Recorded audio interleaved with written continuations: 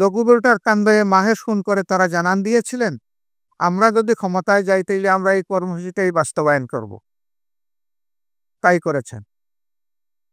ক্ষমতায় বসার মাত্র 2 মাস পূরণ হয়নি, 25 এবং 26শে ফেব্রুয়ারি পিলখানায় তৎকালীন বিডিআরের সদর দপ্তরে 57 জন চৌকস দেশপ্রেমিক সেনা অফিসারকে হত্যা করার মধ্য দিয়ে তাদের যাত্রা শুরু হয়েছে। আসসালামু আলাইকুম ওয়া রাহমাতুল্লাহ।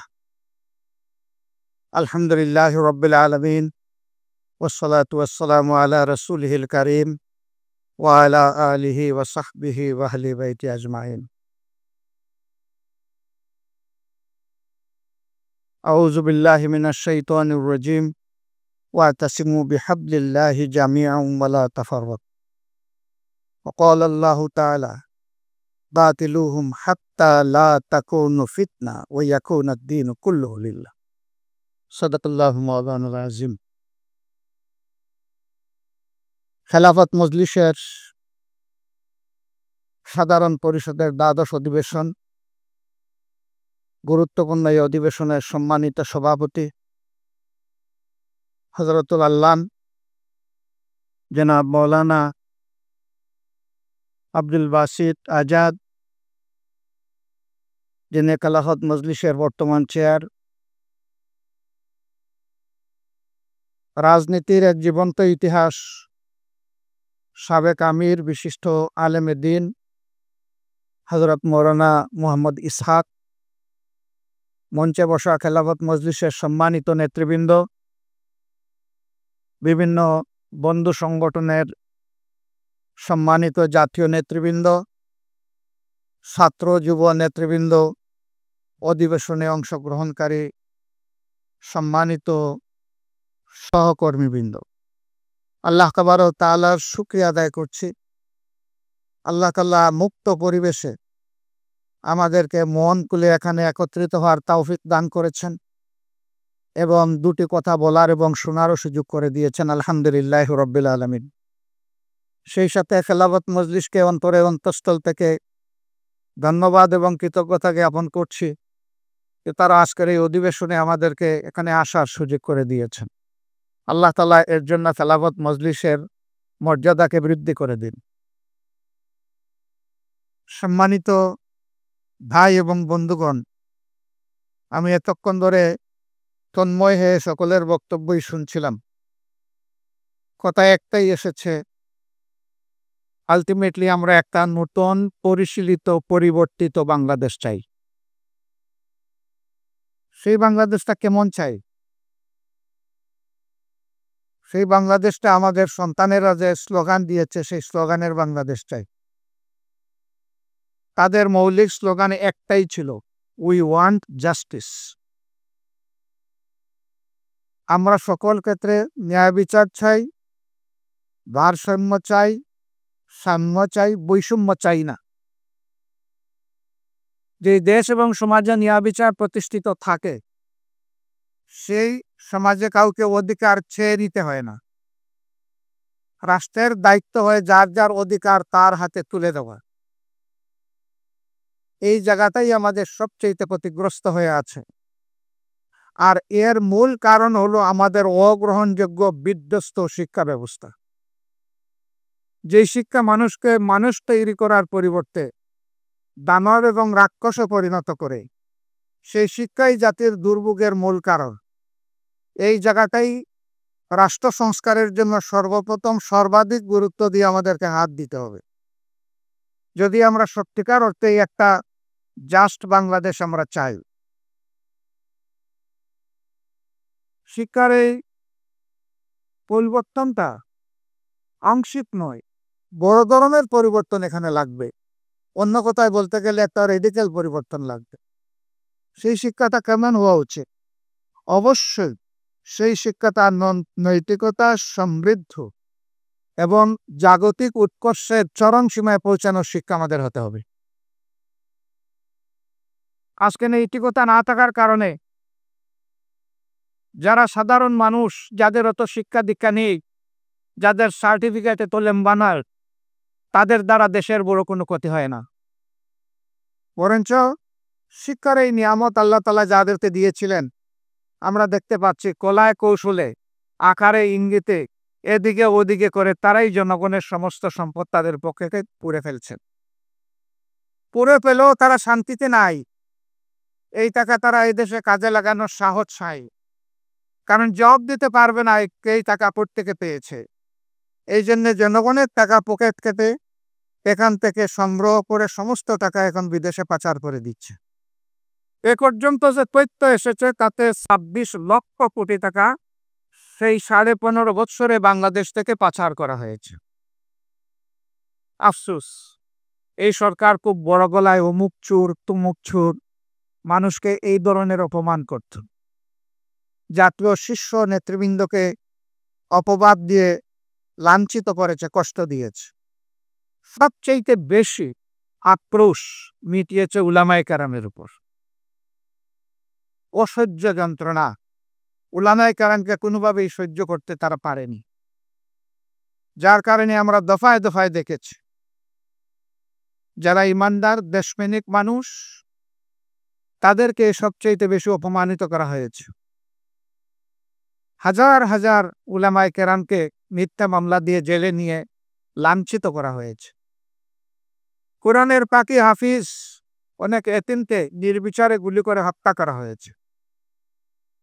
বাক্কানা এমন ছিল যে এরা কোনো মানুষও নেই এবং সাধারণ প্রাণীর পর্যায়ে পড়ে না, তারা বোধহয় আরো উপেক্ষিত কোনো কিছু। শাপলা চত্বরের ঘটনা এই দেশবাসী কখনো ভুলেনি এবং ভুলবে না। এটাকে নিয়ে কত উপহাস করা হয়েছে। প্রধানমন্ত্রীর দায়িত্বপূর্ণ চেয়ারে বসে তিনি বলতে পেরেছেন যে সেখানে রক্ত ধরেনি, সেখানে হেফাজতের লোকেরা রং ছিটিয়ে দিয়েছিল। ধিক্কার জানাই। আপনি মানুষ হলে এমন কথা মুখে আনতে পারতেন না। আরেকজন পুষ্যমন্ত্রী তিনি বলেছেন এই ছাত্রদের আন্দোলনের যখন ক্লাইম্যাক্সের দিকে যাচ্ছিল যে সাবধান করে দিচ্ছি, বাড়াবাড়ি করবা, যদি বাড়াবাড়ি করো তাইলে পাস নিয়ে যেটা হয়েছিল শাপলা চত্বরে রাত ১২টার পরে সবকিছু সাফ করে দেওয়া হয়েছিল। এই কথার মাধ্যমে তিনি আত্মস্বীকৃত খুনি হিসাবে তার দলকে দুনিয়ার সামনে প্রেজেন্ট করেছে। এদের খুনের ইতিহাস মুতাম্মার। আমরা শ্রদ্ধা জানাই ৪৭-এ যারা লড়াই করেছেন, ৭১-এ যারা লড়াই করেছেন, ২৪-এ যারা লড়াই করেছেন। ৪৭-এর কারণে যে ভূখণ্ড তৈরি হয়েছিল আজকে তাই বাংলাদেশ। সেই ভূখণ্ড তৈরির জন্য যারা তাদের সমস্ত মেধা যোগ্যতা নিয়োজিত করেছিলেন তারা পরবর্তী পর্যায়ে বিভিন্ন দলে তারা বিভক্ত হয়েছিলেন, কিন্তু জাতিকে দেওয়া অঙ্গীকার তারা পূরণ করেননি। ২৩ বছরের বৈষম্যের বিস্ফোরণ ঘটেছিল ৭১ সালে। আবার ৭১ সালে জাতির অধিকার, ভোটের অধিকার স্বীকার না করার কারণে, ভোটকে মূল্যায়িত না করার কারণে নির্বাচন হয়েছিল মুক্তিযুদ্ধ। আবার মুক্তিযুদ্ধের মধ্যে দিয়ে যে কমিটমেন্ট অঙ্গীকার জাতিকে দেওয়া হয়েছিল তা করা হলো লঙ্ঘন। সোনার বাংলা বানাতে গিয়ে দেশকে বানানো হলো শ্মশান বাংলা। আমাদেরকে উপহাস করে বিদেশ থেকে বলা হলো বাংলাদেশ একটা তেলাবিহীন জুড়ির দেশ। এই জুড়িতে যা রাখা হয় এটা পাকালে চলে যায়, পরে আর এটার কোনো খবর পাওয়া যায় না।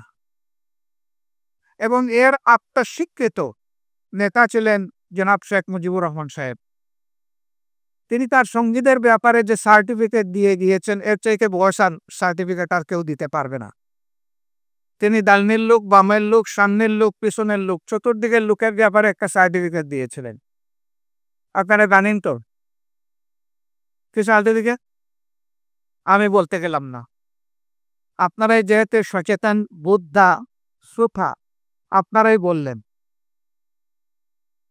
এই জায়গাতে তিনি রেখে গিয়েছিলেন তাদের বুকে দেশটান, মানুষের প্রতি নামত্ববোধ, ভালোবাসা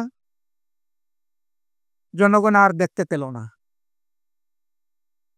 তারা অনেক বড় বড় বলিয়া উড়াইয়া বিশেষ একটা বোঝাপড়ার মধ্য দিয়ে 2009 সালের 10 জানুয়ারি ক্ষমতায় এসেছিলেন, অথবা 7 জানুয়ারি হবে, আমি একটু কনফিউজড আছি এখানে। তারা ক্ষমতা আসার পরে কি শুরু করলেন? তারা ক্ষমতা আসার আগে যা জানান দিয়েছিলেন তাই শুরু করলেন। 2006 সালের 28 অক্টোবর জোট সরকারের শেষ দিন ছিল। সেই দিনে সারা দেশে স্বয়ং তখনকার বিরোধী দলীয় নেত্রীর আহ্বানে যারা রক্তচোষা তারা সবাই চলে এসেছিলেন ঢাকায়। লঘুবুটার কান্দে মাহেশ খুন করে তারা জানান দিয়েছিলেন, আমরা যদি ক্ষমতায় যাই তাইলে আমরা এই কর্মসূচিটাই বাস্তবায়ন করব। তাই করেছেন। ক্ষমতায় বসার মাত্র 2 মাস পূরণ হয়নি, 25 এবং 26 ফেব্রুয়ারি পিলখানায় তৎকালীন বিডিআরের সদর দপ্তরে 57 জন চৌকস দেশপ্রেমিক সেনা অফিসারকে হত্যা করার মধ্য দিয়ে তাদের যাত্রা শুরু হয়েছে। এরপরে অন্যতম দেশপ্রেমিক শক্তি জামাতকে তারা বাছাই করে নিয়েছিলেন এবং আমাদের 1-2 করে 11 জন শীর্ষ দায়িত্বশীলকে তারা নির্মমভাবে হত্যা করেছে। কাউকে ফাঁসি দিয়ে, কাউকে জেলের ভিতরে ঠেলে দিয়ে। শেষ পর্যন্ত একজন মানুষ যিনি কোরআনের ভাষ্যকার, দল মতে রুদ্ধ উঠে যাকে মানুষ বলেই ভালোবাসত শুধু কোরআনের কারণে, আল্লামা দেলোয়ার হোসেন সাইদি, কারো জীবনটা কিভাবে শেষ পর্যন্ত গেল তার রহস্য একদিন বের হবে ইনশাআল্লাহ। সম্মানিত ভাইরা, এইভাবে আলিমুল্লামাকে এত বেশি লাঞ্ছিত করা হলো যে এর কোনো শেষ নেই। তবে হ্যাঁ, শুধু আলিমুল্লামাকে নয়, এদেশের 18 কোটি মানুষকেই তারা কষ্ট দিয়েছে, জুলুম করেছে, একজন ভিক্ষুকের উপরেও জুলুম করেছে। আমি একদিন বনানীর রাজপথ দিয়ে আসতেছে, হঠাৎ করে গাড়ি থেকে নামলাম, চালককে বললাম থামাও। লাইন বেড়ে 3-4 জন ভাই বসে আছে ভিক্ষা করার জন্য। একজনের কানে কানে গিয়ে জিজ্ঞেস করলাম, সারাদিনে কেমন পান? বললো 1800 থেকে 2200। তা তো খারাপ না। কয়জি না পোষায় না। পোষায় না কোনো, অনেকের বেতনের চাইতে তো ইনকামটা বেশি। বলে যে এখানে খাজনা দিয়ে সকালবেলা বসতে হয়, অগ্রিম খাজনা আদায় করে তারপরে বসতে হয়। জিজ্ঞেস করলাম খাজনা কারা দেন? বলে যে ক্যাডারদেরকে দেন। রেট কত? এক এক জায়গার এক এক রেট। তারাও তখন ক্যাডার বুঝতো। ক্যাডার আমরা বুঝতে পারছি তো এই ক্যাডার কারা।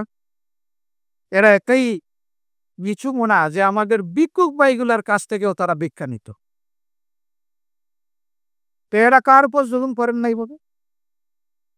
ওরা সবার উপর জুলুম করেছে। সবচেয়ে বেশি আক্রোশ কুটিয়েছে আলিমুল্লামার উপর, আমি আগেই বলেছি। খুতবা দাঁড়িয়েছেন একজন খতিব, তিনি খুতবা দেবেন, একজন উচ্ছৃঙ্খল সন্ত্রাসী মুসল্লির বেশে সেখানে ঢুকেছে, ফুস করে উঠে খতিবের হাত থেকে মাইক কেড়ে নিয়ে গেছে। এই ঘটনা বাংলাদেশে ঘটে নাই?